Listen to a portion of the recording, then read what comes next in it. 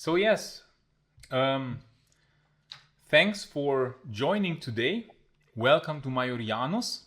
I'm glad to have you here, and you are amazing people that are working on an excellent comic. I heard, or Marco told me about it. So I'm really glad to have you here about the Emperor Maxentius, an emperor which I find very fascinating because I made a video about him, or actually a few videos, and I find him really a fascinating character. And so I'm really glad to have you here. So maybe you can tell us a bit about what you're doing. How is your relation to the comic, like, or to the graphic novel? What is each of your responsibility, or what is each of you doing in this project? Maybe you can tell us a bit about yourselves. So yeah. Sure. Hello, Sebastian. Hello, everyone. I am Francesco Vacca. I'm one of the chiefs, maybe we can say so, of Nubes Comics.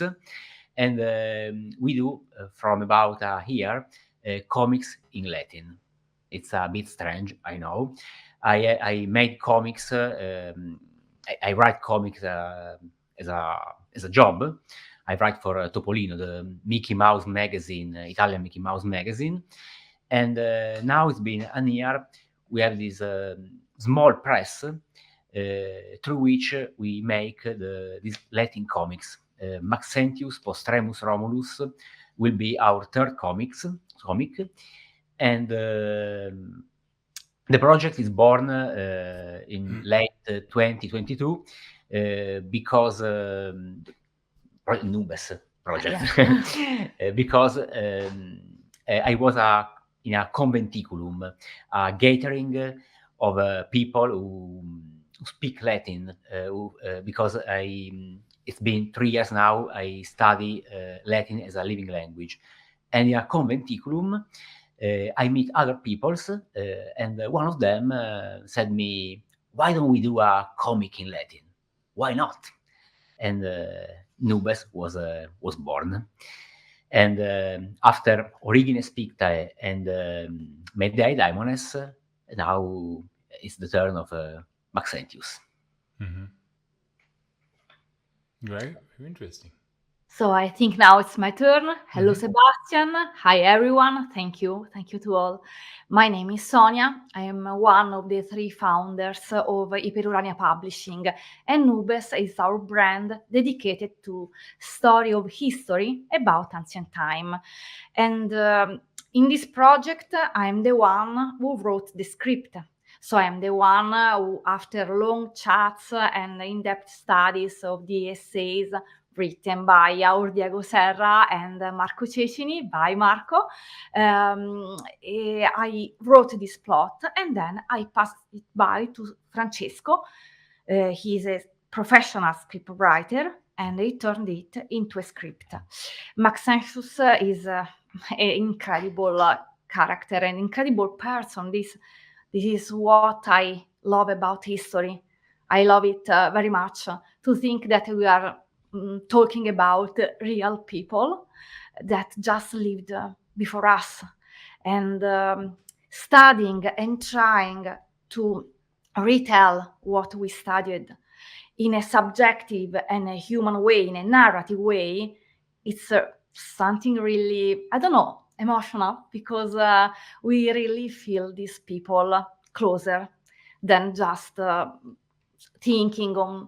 thinking about or looking at statues. I completely agree. That's what makes history fascinating. Yeah. You know, they were real people. We sometimes forget it, but they had real emotions, and they were going through many of the similar things that we are going through to some extent. Very, very nice. Thank you so much. And you, Diego, how are you connected to this amazing project? Yeah, first of all, hello, Sebastian. Hello, everyone. Thank you very much for having me. I'm a researcher in Roma Law, laws of ancient Mediterranean, And between 2020 and 2022, I coordinated the interdisciplinary team that studied Maxentius and Diocletian's edicts in 2 preliminary books and 1 article, which are the scientific base of Francesco and Sonia's comics on Maxentius. Mm-hmm. Excellent. So that is very nice. Thank you for giving us this introduction about your relation to the graphic novel. So, I mean, we were talking a lot about Maxentius, and I mean, you already mentioned a few things. He's a very fascinating historical character who lived basically in late antiquity. And how exactly, what can you tell us about that era? Like, how is it relevant to the comic, you know, how to the graphic novel? How is it relevant? How does it tie into the story that you want to tell? Well, first of all, it's funny because my favorite period in Roman history is first century before Christ. But later, I also feel a sort of fascination to late antiquity. And I think there is a reason. It doesn't come, or it shouldn't have come as a surprise, because I think that late antiquity resonates with our times. In fact, if you also follow, I don't know, popularization and historical fictions, late antiquity is prominent now in these fields. I think there is a reason, because it's a period of great changes, of stops, of accelerations, and also of uncertainty. Things are changes. We don't know why, we don't know how. We have ideas, but we cannot say and we cannot tell where we are going to end. And it's the reason why I think late antiquity is the era of this moment. Sorry, also the cat is talking about late antiquity. The cat loves late Yeah, antiquity. yeah, it's a very old cat, so about late antiquity she has a lot to say. And also in a comic, I think that late antiquity, it's really beautiful to show, because usually people is impressed by classical times, classical period, Trajan and so on. But on an aesthetic point of view, late antiquity is something exceptional. It's the full maturity of the center of Rome, and also, may I say, clothes are so beautiful. And it's even something that people are not used to see, because through movies and also certain kind of comics, we always see the armors or the tunics from the first century before Christ or first post Christ. But the armor, the tunics, the toga in the late antiquity, as Sonia said, are really beautiful. So translate them in the comic. You will see in the finished comic. It's impressive. It's impressive, really impressive. Also because I think it's the first time in a comic these particular things are shown with to a degree of complexity. We have some close-up of an helmet in which we can see every detail. It's amazing. Also the reflex on the gems, something incredible. Fascinating. I share the same feeling. I mean, that is the reason why I started this channel about late Roman history, because I felt it is unfairly underrepresented.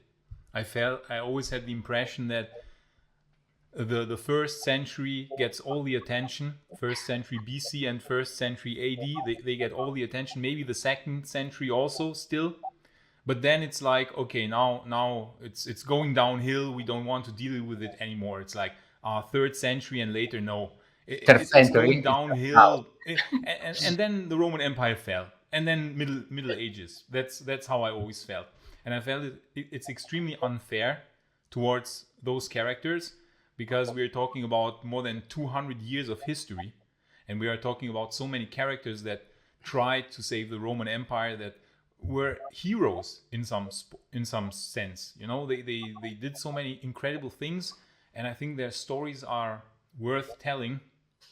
And that's why I'm really happy that you're also doing this era, which I also find most fascinating. So I was immediately amazed by what you're doing. I'm very glad to have found out about the project that you're doing. So talking about Maxentius, right? He was like, we were saying, like, he was treated unfairly by history, right? You could say that it's incredible how unfairly we remember him. And he was like subject to a damnatio memoriae, right? Yeah. And what can you tell us about how this happened, or about how the, you know, how does it tie into his story?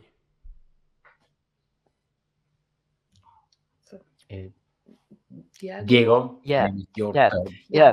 First of all, I give you an insight of our work. Basically, how we had arrived to rediscover and to give justice to Maxentius, and then what we actually found about Maxentius. So, a step backward before. I virtually met my colleague and friend Marco for the first time in summer 2020. And I was struck by his amazing works, Maxentius and Late Antiquity. I knew nothing about Maxentius, but that he had lost at Mavian Bridge, to be honest. So, the rediscovery of Maxentius. So I contacted Marco to organize an interdisciplinary online workshop on late antiquity between history of law and archaeology. And as a legal historian, I asked Marco, please send me a short bibliography on Maxentius' laws. But he told me that nothing had remained as a result of Maxentius' damnatio memoriae. Well, besides, he told me that Maxentius had been completely underestimated, misunderstood, or even ignored by the majority of historians for centuries, hidden behind Constantine's achievements. So Marco gave me a crucial input, and I started an advanced search accordingly. And after a few months, I finally found a short reference that is just few Greek words in an online catalog, Pinakes, mentioning 2 letters of Maxentius. And I sent a request to the Marciana Library in Venice to have the scanned copy of manuscript GR2145. Well, we could not imagine that this was just the beginning of a broader research project, which is still ongoing. And I knew that Marco was, and currently is, one of the leading experts on Maxentius, so we started digging into the manuscript jointly. I performed the first paleographic study and the legal analysis and the translation of the 2 laws to understand what we are talking about. What is this? What is this? Never heard before. Whereas Marco verified the correspondence between the translated text and Maxentius' life, according to the primary sources, to assess the epistle's authenticity. Amazing.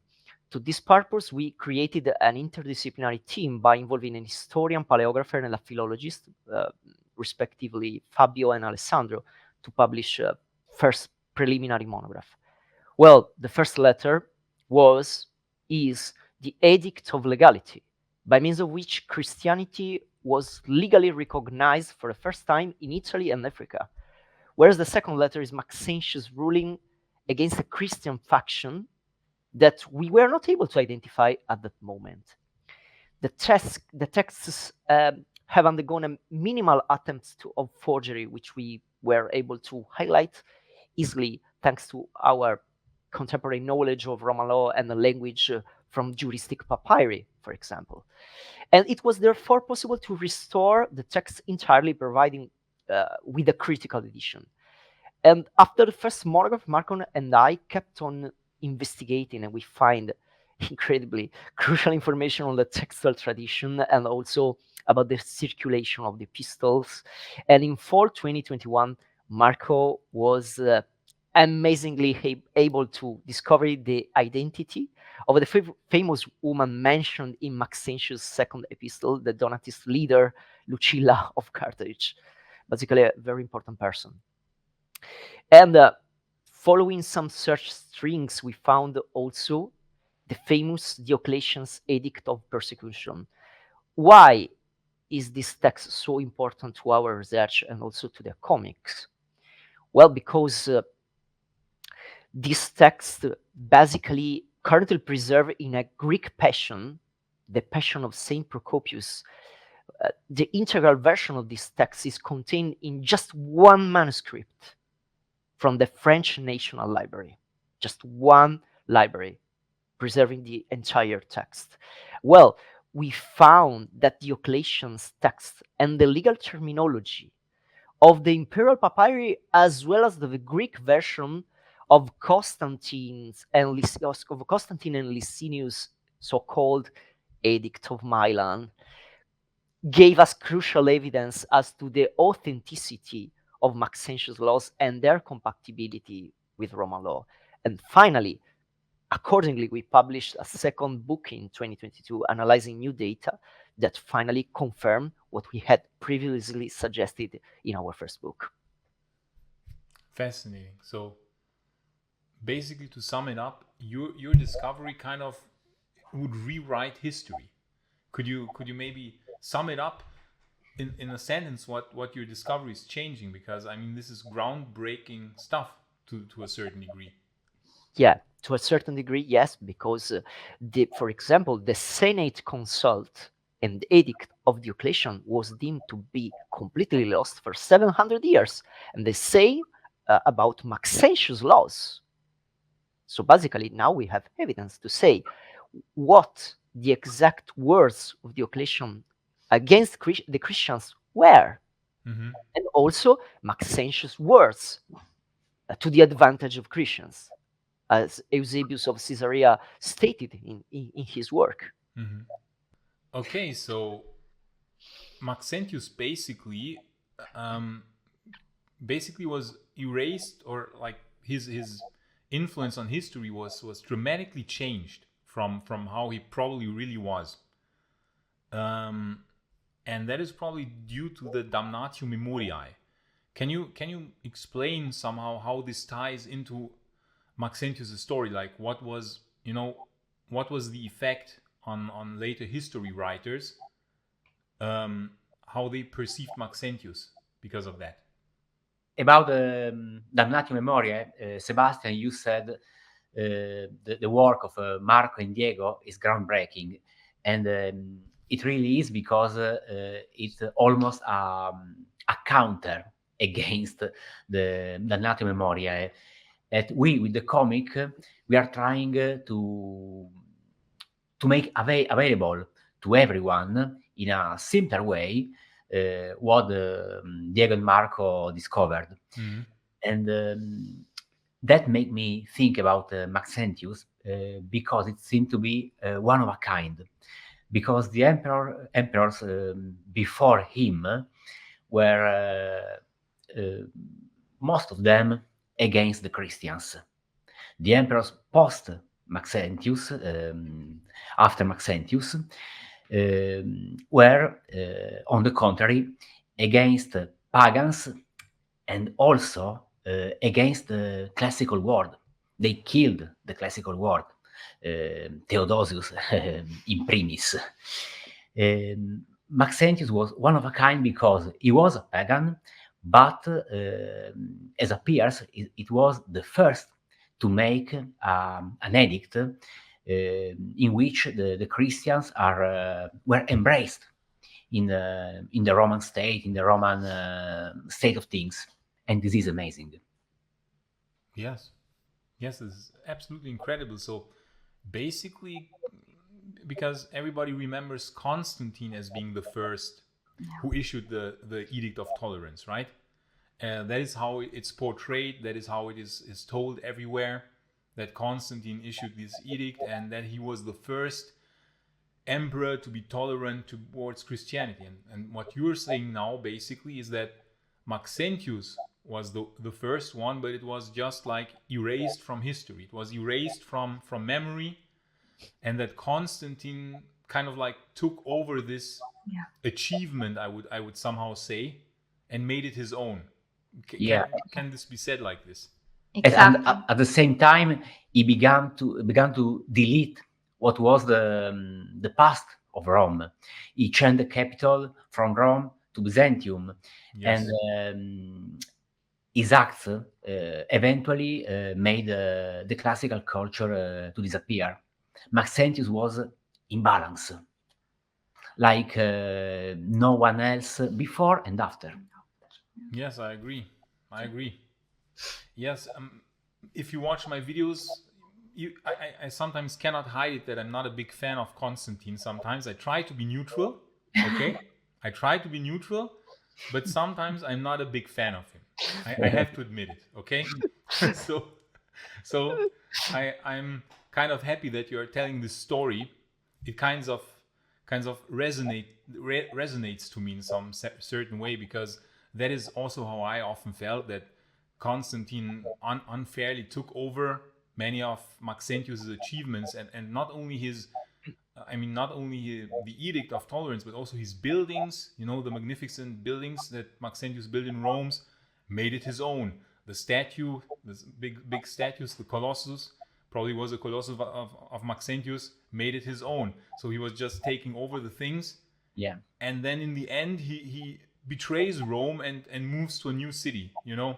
So there's like the ultimate backstabbing into the heart of Rome, in my opinion. That's how I see it. But about the Colossus, we see the Colossus in the comic with the face of Maxentius, the original one, and there is a strange scene in which we see a foreshadowing and the face of Constantine. A little spoiler. Spoiler alert. I can't wait to read it, to be honest. So Maxentius, how was he presented? I mean, he was presented like kind of a sorcerer or an evil, kind of almost magician in some sort by the later writers, you know, by the later Christian writers in many ways. And so how does this reflect, like, what is this completely made up? Is it like some distortion of reality? What was going on there? Total distortion of reality, of course, because of course later Diego will explain in detail this point. But Maxentius was a cultivated man. So, for example, attaching to what Francesco said, let's imagine you are a pagan, you are a cultivated person, a philosophy, a spiritual person, and then someone tell you about the son of a young woman and a god, a very pure person, honest, quite heroic in his pureness, and then he became a god. Well, it's normal. How much time I heard about stories like this, about Asclepius, for example, Hercules. And so for Maxentius, a relationship with Christians and with Christus was normal.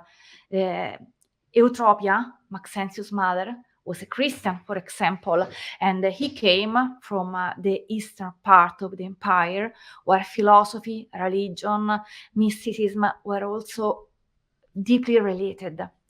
And in the comics, of course, we try to show this in a narrative and human point of view.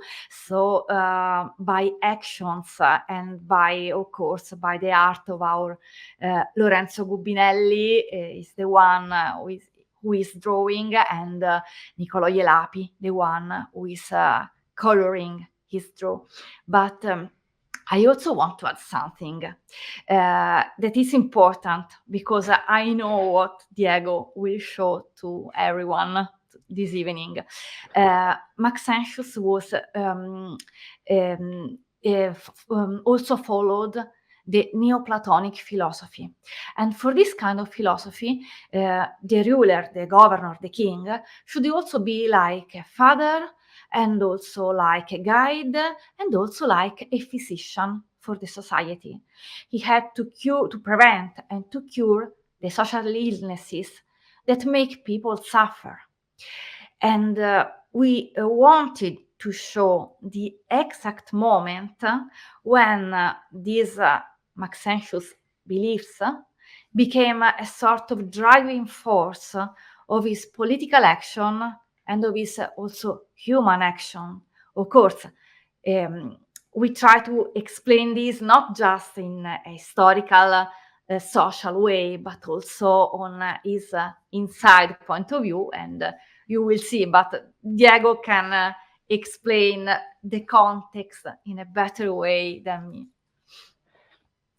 Thank you very much. Well, I give you now the extent, or yes, the extent of Constantine's infringement of Maxentius' copyright law, first of all, and also the reason why Maxentius was actually convicted for crimen majestatis, which basically resulted in his damnatio memoriae. So basically speaking, now I will give you some details about Maxentius and the Christians, because this is the reason behind the Christians and his edict lies the reason why he was condemned for crimen majestatis. Well, as I said before, the first epistle is Maxentius' edict of legality, not tolerance, but legality. And now we shall see why.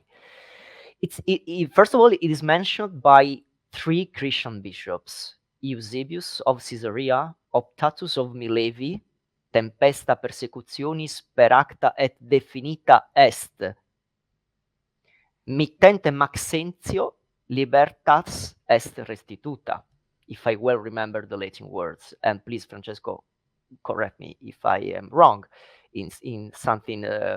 In some of the cases, if I well quoting Optatus of Milevi. Maxentius basically quashed Diocletian's Senate consult and edict of persecution, legally stating the exact opposite of Diocletian, as well as ruling against his own father, the great persecutor Maximian Herculeus. Maxentius is the first Roman emperor regarding the Holy Trinity as a deity. Christ, his Father, and even the Holy Ghost are now considered, quote, new gods. These are Maxentius' word, new gods. Okay, not a mere toleration. The inclusion in Roman pantheon, as Francesco and Sonia said before. To be included within the Roman pantheon by imperial edict, whereas Diocletian and his father Maximian Herculeus explicitly deny the divine nature of Jesus Christ. So how brave was Maxentius? Maxentius says, you had come to us by means of petitions, so which perfectly matches with the late Roman law and the petition procedure to ask the emperor for granting exemptions or indulgence in criminal matters. And Christians were against the law, because the Senate consult, an edict of Diocletian that was quashed by Maxentius, was criminal law, criminal provisions. So Christianity and the Christian congregations all around Italy and Africa were finally compatible with the law. Everyone violating Maxentius' edict would have been punished by precise words of Maxentius. So he bravely acted as a Supreme Court, ruling against the judicial precedent of Maximus Augustus, and also as the highest legislative authority abrogating some previous laws. He seized the titulus of Maximus Augustus by right of war, because he defeated Severus and Galerius. It would have cost him dear a post-mortem conviction for high treason, because basically he broke the law, the tetrarchic law. He broke the law. Constantine and Licinius, in their so-called Edict of Milan, which technically speaking is not an edict at all. Okay, it's not an edict. It's a compilation of laws. A compilation of laws. Waited years before having the courage to abrogate their own precedents of persecution. Yes, their own precedents. I am quoting the Greek version of their edict verbatim. We now repeal, they said, we now repeal our previous letters. So, what letters? Your previous letters of persecution. Besides, they did it by respecting the Tetrarchic constitution, whereas Maxentius blatantly broke the legal order to recognize Christianity, while the persecutors, Diocletian, Maximian, and even Galerius were still alive and still fighting against Christianity. So, two remarks again.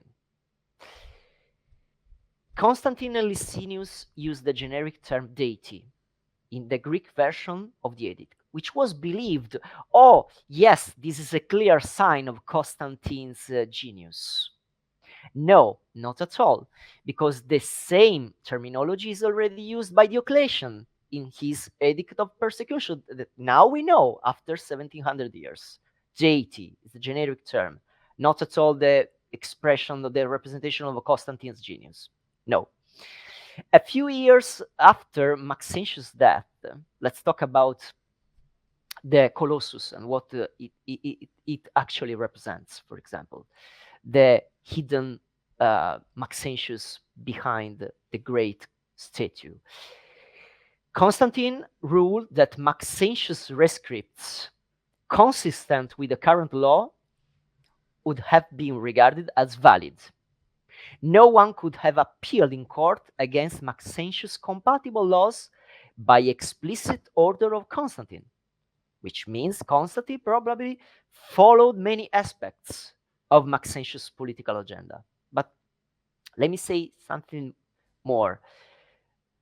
Optatus stated that thanks to Maxentius' edict, Christian councils could now be convened, finally, such as the Council of Cirta, which was credited to Diocletian. How absurd is such a statement? How can you hold a Christian council under provisions of criminal law which forbid Christianity? Well, these are just few samples of Constantine's copyright infringement, but let me tell you the last one, which is one of the most important probably. In Eusebius' Historia Ecclesiastica, book 10th, we find a catalog of Greek documents, and only 2 of them are anonymous. Only 2 of them. The others are intact, and all are issued by Constantine. Anonymous means that the beginning and the ending of the 2 documents at issue have been cut, as if you are using scissors, so that no one could have read the name of the emperor issuing 2 edicts supporting Christianity. Why? The intact letters contain the catalog displayed in Eusebius' catalog, display Constantine's name. Constantine's letters always mention the one God in the farewell, always the one God, whereas the 2 anonymous letters display a completely different style. That now we know that style because we have found 2 letters by Maxentius. The first anonymous letter is an edict urging the restitution of the African church assets seized under Diocletian's persecution, and whereas the second one compels Christian clerics to dedicate their lives only to pray God without taking part in public offices. This second letter mentions the gods, not the one God, the gods, and other references that are more compatible with Maxentius' priority towards respecting sexual morality, such as Saint Augustine and an epigraph from Rome demonstrate. Even St. Augustine denounced Maxentius' strict application of marriage law to reestablish morality in a corrupted, adulterous society, according to Maxentius, but also according to Christian morality. So how close is Maxentius to Christians? And finally, according to Maxentius' second epistle that we found in Marciani Library, and I finished now, it emerges that he rejected, not Constantine for the first time, Maxentius rejected the Donatist claims to found a schismatic church, not Constantine, but Maxentius, in opposition, the Donatists were in opposition to the legitimate Bishop of Carthage that Maxentius was actually supporting, defending. So Maxentius strongly supported a united Church of Rome before Constantine. Fascinating. Absolutely incredible stuff, basically. So this completely rewrites basically the whole perception of Maxentius. You could say that he was not a sorcerer, he was not an evil person, he was not a lustful man of sorts. So so was it like, could we say that how was Maxentius? Was he a man of peace? Was he a faithful person? You know, how was he in his private life, or how was he thinking? Is there any indication, or how did you reconstruct this for the graphic novel? Well, for the graphic novel, Diego was citing, for example, the law for the marriage, and in the graphic novel we speak about the rumors of Maxentius being a lustful man, false rumors, and we show, on the contrary, him and Valeria Massimilla, the wife, as a great couple, a couple in love, and in the end, even we make them almost like a mythological couple, because through Sonia synopsis, and then in my script, we make Maxentius and Massimilla very close to Hector and Andromache, because they are in a city under siege, like Troy. Mm-hmm. In a way, Rome is the new Troy through Enea. That's a beautiful analogy. That's a very fitting analogy. Yeah. Okay, so why did you call the comic Post Remus Romulus? What is the story behind that? I mean, certainly ties somehow together to the founding myth of Rome by Romulus, right? So certainly there must be some connection, and also probably some connection to Maxentius' son. So how does it tie in? How did you get the idea for this title? Well, there are a lot of connections between Maxentius and Romulus, but for now I want to highlight just one of them. Maxentius, of course, built and rebuilt a lot the town of Rome, because the city was neglected at that time. The politics were made along the limes, in the north, in the east, not more in Rome.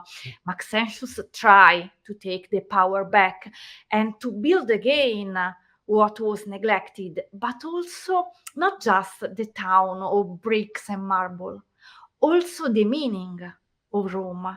That is more important, because this Rome meant an empire without borders, of course, with a Mediterranean heart, a very complex, nuanced empire, ancient-wise, with a moral, with a purpose. And I think it's something that in a certain way, who really loves Rome, the culture of ancient Rome, the story of the ancient Rome, can also today feel Rome is more than a town, it's more than a city, it's something that has no nation, has no time, is something that is alive. And Maxentius tried to rebuild, to reinforce the meaning of Rome. In the comic, we tried, of course, to show it, especially by dialogues among senators, and to show how much Maxentius loved Rome, the city, and the meaning of it, and how much he was loved back by Romans for these reasons. This is just one of the reasons of this title, The Last Romulus, but it's the one I choose to explain. There are a lot more complex, interesting. A bit you will discover reading the comics, but another part of them, surely Diego will tell you. Yeah. Can I? Sure, Diego, Yeah, tell us more. I make some links with respect to what Sonia was brilliantly talking about. Especially, she quoted Romulus, his son, Maxentius' son, and also the urbanistic plan of Maxentius with respect to Rome. And I add some consideration that I think that people will find it very quite interesting. Well, we found some new data from Marcos, of course, Marcos' brilliant mind, when he asked me to verify and retranslate a passage from Eusebius' account. This account revealed to be quite reliable because even though Eusebius was aiming at destroying Maxentius' reputation, he gave us crucial information matching with primary sources. And I give you an insight of this passage because we can find it in the comic, well and fascinating represented by Francesco and Sonia. Well, this passage states that goddess Coronis led the tyrant of the weak of Eusebius is talking about Maxentius, of course, to magic, sometimes destroying pregnant women with magical inventions. So I said, wait a minute, what is hidden behind this passage?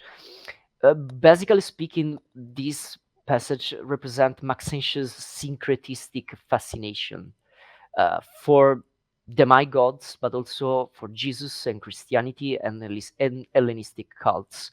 Because it is clear that Maxentius, as Sonia was underlining before, in his mind, drew a syncretistic comparison between goddess Coronis, the mother of a healing god, Asclepius, god of medicine, god of healing and salvation, just like the historical Jesus was a healer, a medicine man, an exorcist, healing and purifying a human's body and spirit.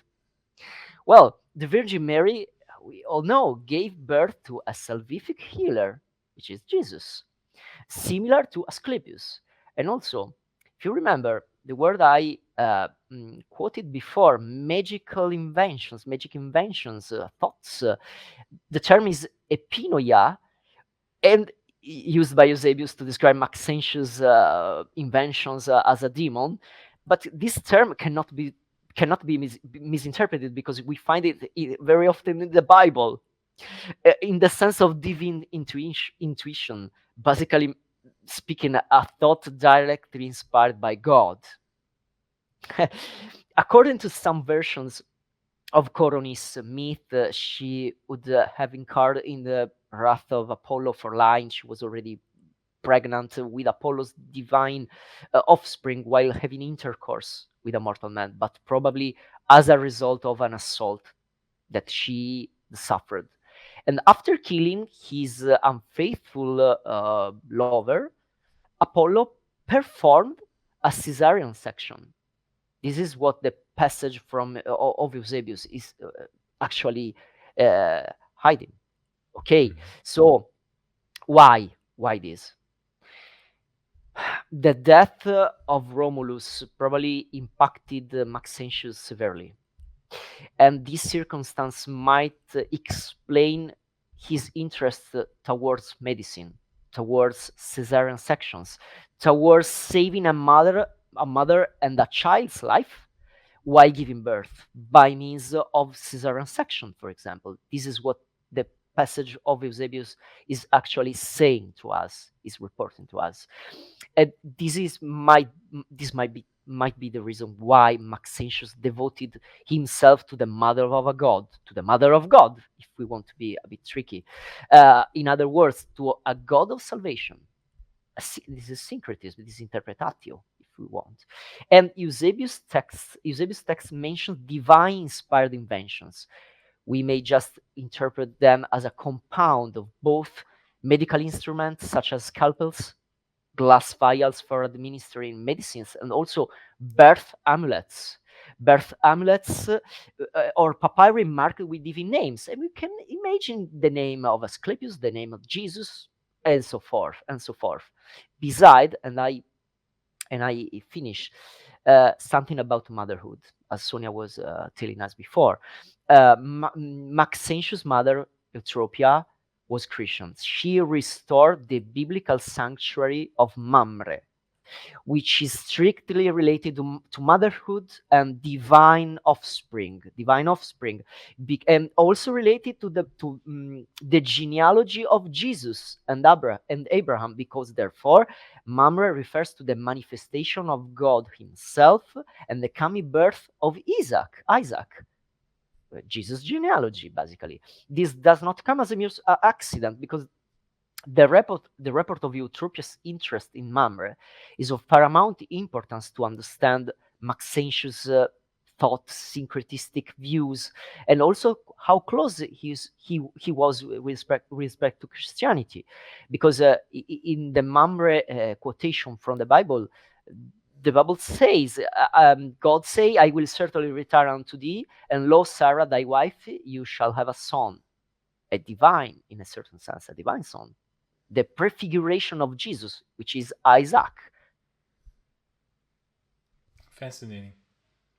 Absolutely interesting how this was then used against Maxentius and twisted in some form, and made him like a sorcerer or some evil person, some sort of evil magician. It is absolutely fascinating how a man that was interested in medicine, an open-minded thinker, how this was basically kind of twisted somehow and used against him. So this is really fascinating for me in many ways. I'm looking forward to read the comic. I'm really looking forward to it. Maybe as one of the last questions, one of my personal questions, I would just be interested to hear your opinion. Do you think it is because of Maxentius that Constantine gave up Rome, because that he turned away from Rome? I see some connection. Maybe it's just me, but I would really like to know your opinion. Kind of like, why did Constantine turn his back on Rome? I think it is connected to Maxentius in some form. Do you also have this opinion, or what do you think about it? All of you.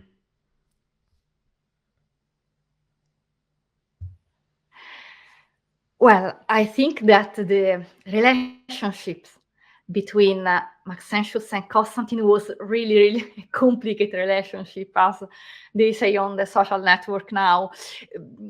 In the comic, we try to show why, not just under a political point of view, the power, because in the Game of Thrones, you win or you die, and we all know what happened between Maxentius and Constantine, but also because they were so different. I think that Maxentius was what Constantine would have been, but he was not.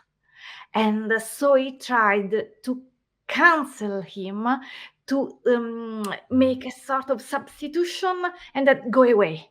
I just cancelled him. It's like when you were before talking about how twisted was the representation of Maxentius, in my mind came up the image of a river that brings mud and mud and mud and covers something, I don't know, a gem, a statue, under a lot of soil. But sometimes when the flow changes, the gems, the statues came out again. And it's something that happened also here in Tuscany. After centuries, some statues came up in, I think it's a sort of thermal spring. They were under layers of soil, of mud. And it's something like what's happened between Maxentius and Constantine. The worst damnatio memoriae ever happened, because not just the cancellation of a person, but also the total distortion of what's left. When we look at Geta or Geta, it depends on how you pronounce in ecclesiastical or classical way the Latin, we see his face erased like by hand, and we can see Geta or Geta by the rage of Caracalla. Yeah. But we cannot see anything about Maxentius, because Constantine erased and distorted what's left. And Incredible. Rome was something that Maxentius left. I like to shout and say that Constantine was just jealous of Maxentius, but maybe this was important from a strategical point of view, because before we know Diocletian had his headquarters in Antiochia, and Byzantium was in a perfect place from a strategical point of view. In fact, lasted another millennium. So maybe it was 50-50. And because was jealous of Maxentius and wanted to leave a city who didn't love, and maybe even because he needed a place more suitable for the times. Yes, like kind of a new beginning, a clean slate, kind of a clean slate, if you will, that you can mold. You can mold it according to your own wishes, and Byzantium offered that, right? That's clear, because Rome was very, very pagan, very kind of like fixed views and kind of conservative, and probably hard to change, hard to make it something new. It wasn't ready yet, like in that times. Maybe 100 years later, yes, okay, or 150 years later, okay, but it wasn't ready yet. So that makes a lot of sense. Diego, what do you say? Well, I can just say that I totally agree with Francesco and Sonia. Probably Constantine felt such a sense, such a feeling of inferiority, and he tried to do his best to destroy Maxentius. He beheaded Maxentius. He desecrated Maxentius' body. He killed Maxentius' sister, who was his wife. But he, as we can testify just right now, the ghost of Maxentius is still persecuting Constantine, and now the truth is coming up and can see light once again. Thank also to Francesco, Sonia, and Marco. And thanks to you. Thank you so much. Thank you so much, friends, for bringing this story to light, for telling this important and fascinating story about late Roman history and about this fascinating character. And I really cannot wait to read the comic. I will, of course, share the link to the comic when it comes out. So can I like when will it be available? Like when can people order it? Is there any like, do you have any timeline, if I may ask? Sure. The people can already buy the comic. We are these days a Kickstarter going on, and of course, in every crowdfunding, we have a lot of pledge. There is the digital book, the cartouche paper book, and the sign book, the sign and sketch by the artist, and then the signed photograph of Marco Cecchini in Maxentian robe, 3D reconstruction of the Maxentian Basilica, and if the people are in Rome or can move to Rome, an ambulatio Maxentiana, a walk in Rome in the places of Emperor Maxentius with Marco. Very nice. The I would crowdfund- like that. I would certainly 100% like to take that opportunity one day. Well, I will be with you, of course. And we think we can deliver the comics via courier in May, June, more or less, because it's quite ready. we said June, but we hope We hope May. Very nice, very nice. So I'm 100% sure many people who are watching this now will 100% want to find out what happened to Maxentius and read this interesting story. Thank you so much. Thank you so much for being here on Majorianus. Thanks for joining me here and telling this amazing story and working on this excellent project. I'm happy to have like-minded people who want to restore kind of like the importance of late Roman history and show what an amazing and interesting time it was. So thanks again for being here. Thank you. Thank you for your Thank hospitality. you.